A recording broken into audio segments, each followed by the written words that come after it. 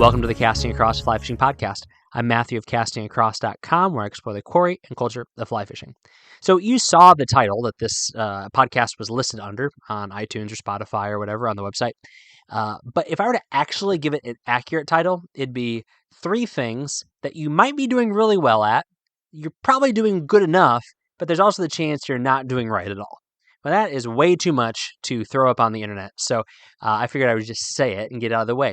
But really what it means is stuff that is part of the essential preparation of the fly, cast and presentation of the fly that we all know how to do reasonably well, but there's a little bit of room of refinement. And if you're doing this wrong, then making some quick adjustments, simple adjustments, free adjustments are going to really pay off dividends in how easy it is to fish and probably how many fish you get into.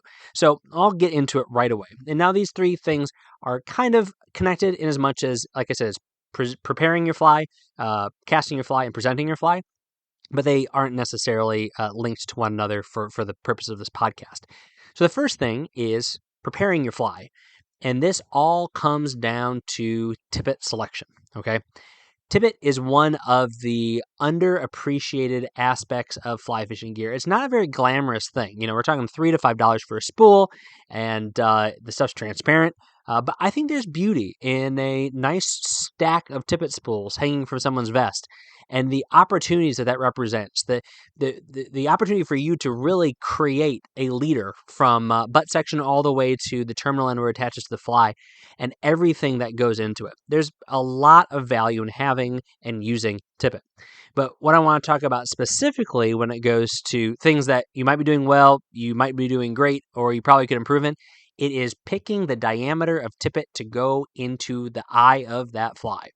So there's a couple of different simple schools of thoughts. One is, what is the thickest tippet I can get away with to go through the eye of that hook? The other is, I'm fishing for trout, so I need to use the thinnest tippet that I can get away with. So you have folks that try to cram 3X and everything, and folks that fish 7X no matter what kind of fly they're throwing or what kind of conditions they find themselves in. Now, don't get me wrong, 7X might be the ticket as well as 3X. 3X might even be too light. But there's other aspects to tippet selection than I need to use the lightest stuff I need to, and also I need to use the heaviest stuff that I could fit through the eye of this hook. And here's what it comes down to. If you err on the side of being too light, particularly when you're fishing streamers, don't be afraid. And I'll use this one very quick anecdote. Not even really an anecdote, example. Think about the guys who fish for bass with conventional gear and the line that they use. Now, it is relatively thin diameter, but when it's braid, it's not super translucent, and it is pretty thick. But the thing is, the way that they're fishing, if they're fishing a big spinnerbait, if they are fishing a jig, if they are fishing a buzzbait on the surface, then the way that they are fishing is so, I guess, attention drawing to fish that it doesn't matter what is hanging off the front of that lure. The same can be said when you are fishing a good-sized streamer with a regular, consistent retrieve, a stripping retrieve. So I'm not talking about dread drifting streamers, which is a great thing to do. I'm not talking about swinging streamers, which is a great thing to do. I'm not talking about even a kind of an intermittent retrieve, but a normal, traditional, quicker, consistent, steady retrieve. If you're fishing like that, then there's going to be enough noise from that fly being pulled through the water and the water it is pushing out of the way, as well as all the motion from all the materials that go into making a good streamer. And when I use noise, I'm not necessarily audio noise, but noise of all sorts of things going on, vibrations and motion and actual sounds. But all that's going to be happening, and that thin but thick in a grand tippet scheme leader of 2X or 3X or 0X is not going to be the thing that fish notices. Now, this is a statistic I'm making up on the spot, but I would say 9 out of 10 times, if you're fishing a big, aggressive streamer, then those fish are not going to care what's in the front of it, within reason. So that's one side of it. You don't have to say, well, I'm fishing for trout, so I need to drop down super low. Don't be afraid to fish thick diameter tippet. And I would just say one more thing when it comes to bass and trout. This idea that, trout are super smart and bass are dumb, that's foolish. If you hone your skills and refine your skills in a bass pond, those will translate over to the trout river. And that includes paying attention to when fish become leader shy and when they can notice things that are happening upstream from your fly. So that's one side of the equation. The other side of the equation is using tippet that is light. And here's where you might say, well, I can get that 5x tippet through that size 16 atoms, so I guess I can fish with it. You know what? In some situations, that might be the case. The fish are very aggressive. There's a little bit of chop on the water. There's, it's a drizzle or something like that. Then by all means, go for that. But there is a huge benefit to using a lighter, more supple tippet material when fishing dry flies, specifically when it's over choosy selective fish or when it's a glassy, smooth current. In those situations, it is not only beneficial to use a long section of tippet, but also a light section of tippet. And really, if you're quibbling between a 5x and a 6x, the pound test difference of those is marginal. It's not going to make a difference. I would say, and again, this is a statistic I'm pulling out of thin air, but just from experience, I would say the benefits that you will gain by using a lighter tippet that is not going to impact the drift, but be impacted by the drift, is going to outweigh that 1 or 1.5 pound test benefit you would get by bumping up to the heavier tippet material. So when it comes to selecting tippets, don't go the easy way. Don't just go to the back of the leader package you bought and choose a leader that matches up with that designation. Don't pick the thickest one you can get away with, and also don't overshoot on thinness, but pick something that makes sense based on the situation. The second thing that I would like to cover today on things that you might be doing great, you might be doing in a serviceable way, or you could improve on, is the actual presentation aspect of the cast, laying down the cast, the final cast, the last forward cast, whatever it may be. Now, a lot of folks, when they practice casting, don't necessarily think about this. A lot of people will throw a hula hoop out at 80 yards. Well, that would be impressive, wouldn't it? 80 feet, 70 feet, and they bomb out long casts and really try to just get that fly in that hula hoop. Well, if you're fishing for selective fish, a hula hoop is a good target to shoot for. But if you're going up against a bank, if you're trying to get underneath some overhanging branches, if you are targeting a particular fish, then a hula hoop is going to be an awfully large target. You need to get a little bit smaller than that. And so, casting for distance is cool and it is fun and I'm all about it. But you can't cast for distance only and compromise casting for accuracy. So this is one of the things where a lot of times when I've cast myself, when I have taught casting, when I've been taught casting, that people can get great aerialized line, get the line up in the air, make good, nice, tight loops in that backwards, forwards, backwards, get some hauls working in there. But then when it comes time to lay that cast down, that's where things start to fall apart. It's almost like, and this is a bit of a hyperbole, but it's like people have a nice fly cast when they are just carrying line and shooting line. But then when it comes time to actually lay that cast down, it switches over into like a conventional cast. And they're just kind of whipping it down there. And this is an issue that I actually had when I was learning to cast at distance with more regularity. And the guy that was working with me, I was casting. He said, just get some line up in the air. So I'm casting. And then he says, stop. And he told me to stop right when my forearm was effectively perpendicular to the ground. So I was on my forward casting stroke and I had yet to really, extend at the elbow and begin to move my wrist ever so slightly to give it that little pop. And so he stopped me and yelled at me. So I stopped. And the funniest thing happened. That line just unrolled gently. It kicked back a little bit because my rod was still high and it fluttered to the ground. I said, what was wrong? He's like, do it again. So he's like, get casting, I'll tell you to stop. Exact same thing happened. And what this communicated is that the best way to make a presenting cast is to have a good casting technique when your line's up in the air. So effectively, You want that same motion, that same intensity of your forward application of power and your rearward application of power, and then again into your forward application of power, and to not turn it into something different, not to create a big arc by pushing forward your fist and your elbow, but continue in that same motion. And then, and this is the way the next time he said, next time I stop you, I want you to simply just with your wrist and your elbow, lower that rod tip down, following that line. And it was the most beautiful cast I'd ever made, and I've never made a cast that good since. Well, that's a bit much, but you know what I mean. And so I think, again, one of the issues is that we have people that throw up beautiful, nice, tight loops as they're going back and forth and getting out line and getting out line.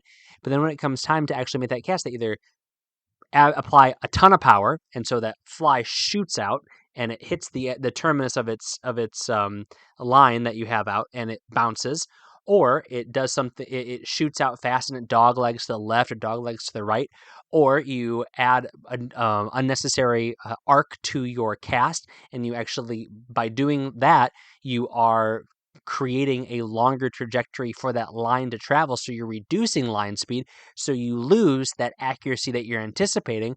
And so there's a whole bevy of problems that come into modifying that stroke significantly as you're going to make that presenting cast. It really does only need to be a little bit of a forward motion to bring that rod tip forward and follow that line down. Don't change up your cast exponentially when you are making that presentation cast. That is, again, a relatively simple thing, and I think that a lot of us kind of figure out on our own.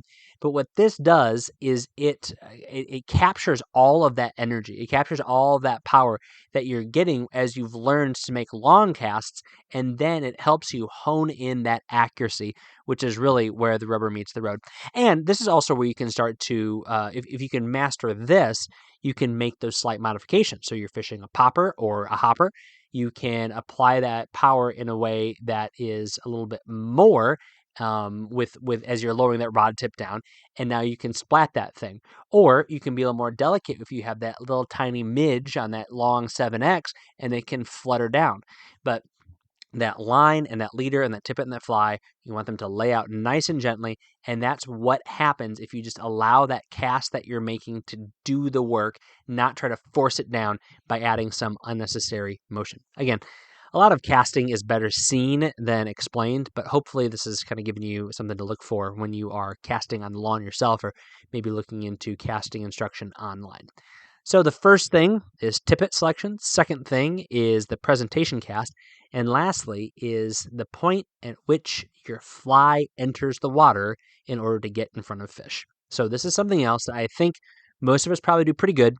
Some of us do really, really well, but there's a good chance that you might need to improve in this area as well. So what do I mean by this? Well, if there is a fish that is straight in front of you and it's holding 2 feet down, how far upstream do you cast to get your beadhead nymph without any strike indicator to float in front of that fish? Or even if you're fishing with a strike indicator, how far do you have to cast upstream so that that weighted fly, that weighted size 14 prince or whatever, actually gets down and swings in front of that fish? Now, the best way to do this, first of all, is you want to cast further upstream than you think. Okay, that's the first thing. Heavy flies still encounter a lot of resistance if there's any current. Remember that. But the next thing that I think is best is go fish somewhere where you can watch how flies interact with water.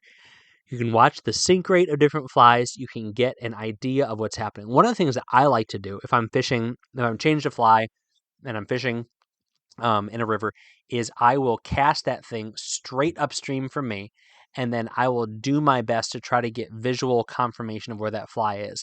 And I start to, gauge, okay, I cast that thing 15 feet in front of me, and the water is 2.5 feet deep. And by the time it gets to my feet, it's bouncing along the bottom, or it's a foot off the bottom, or something like that. And it gives me an idea of what that water is doing to that fly. This is really important under all circumstances, just to know where your fly is. Do you want your fly bouncing along the bottom? Do you want your fly suspended just under the surface film? But it really is pivotal when you are sight fishing. And I'm going to use this term very, very loosely, okay? So, of course, when you think of sight fishing, you say, oh, I see a fish, it's tailing, it's rising, whatever.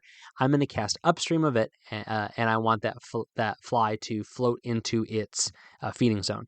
This is very helpful when you're fishing nymphs and you're watching that little white mouth open and close, or you're watching something hop up into the surface film to take emergers, where you're not necessarily just floating a fly over them, or you're not really even bouncing a fly along the bottom, but you're trying to get a fly into their feeding lane. It matters a lot for that kind of sight fishing. But where it also matters is kind of a broader perspective of sight fishing, which is, you know what, that's a very likely spot for a fish to be.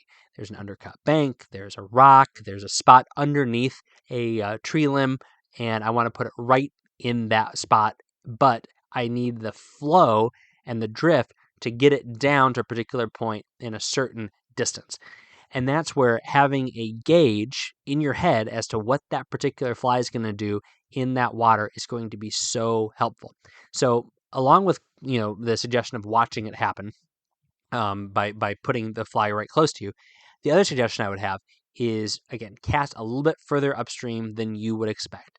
I think by and large, especially for sight fishing, we have the tendency to want to put that fly right in front of that fish, but there's a good chance that thing's going to be over it. Now, again, something about fish vision, fish look up. And here's I know I'm pulling just, subjective experience out left and right in this podcast, but I found that fish, particularly fish chasing nymphs, are much more willing to chase after things that are straight in front of them, left or right, or slightly down, and down, left or right, as opposed to going up. So you're better off, and also you're better off avoiding lining the fish if that fly is below him. Just to restate that, it is, I think, more productive, but I know it is safer if you're making a presentation of that fish to not drop that fly right on his nose. They could turn up and attack it. That happens plenty of times. But the safer, best bet is to put it farther in front of him so that fly comes beneath him, which also really mitigates the chances of you running that line either across his vision or actually across his face. So that is the third thing that I know, speaking from experience, I have to work on being consistent in all three of these things. In teaching fly fishing, in guiding, in all of the different opportunities I've had with other people, these are three things that I feel like they could always use a little bit more refining. And these are three things, too, that I think as we get under pressure or we're pressing because we haven't caught fish, these are the things that are going to start to slide. So just pay attention to them, keep them in your mind, use them, and enjoy fishing a little bit more.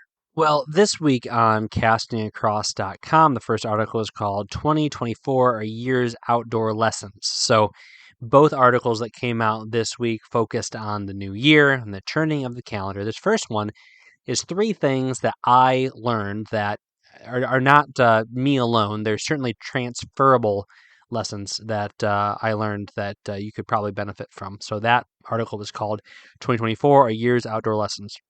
And then Wednesday's article is called 2025 in Fly Fishing. And it is 9 pictures that the social media gave me to repost.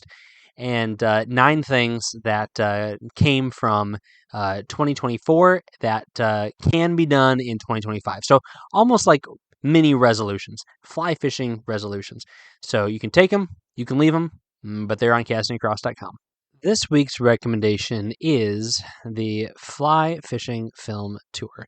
So I'll put a link to the 2025 North American schedule on the website, but just a quick rundown: Charleston, Bozeman, Taunton, Bonita Springs, Colorado Springs, Billings, Beaumont, Texas, Destin, Florida, Greensboro, Cody, Portland, Salt Lake City, Calgary, that's in Canada, Twin Bridges, Montana, Overland Park, Kansas, Wilmington, North Carolina, Raleigh, North Carolina, Charlottesville, Boise, Idaho again, and that's just in February. It goes on and on and on.